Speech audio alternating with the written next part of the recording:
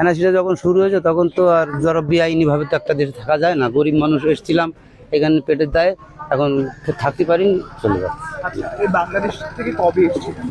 এই 3-4 কিভাবে এসেছিলেন?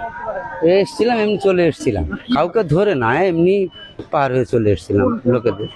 এটা বলে নদী পার হয়ে এসেছিলেন? আচ্ছা, পরিবারে কতজন ছিলেন আপনার? এই তো আমাদের, সবাই চলে এসেছিলেন। এখানে কি করতেন? আমি ওই রাজমিস্ত্রি কাজ করতাম, রাজমিস্ত্রি কাজ করতেন। আর ডকুমেন্টস, লক্ষ্মীর ভান্ডার, সুযোগ সুবিধা এইগুলো আমাদের।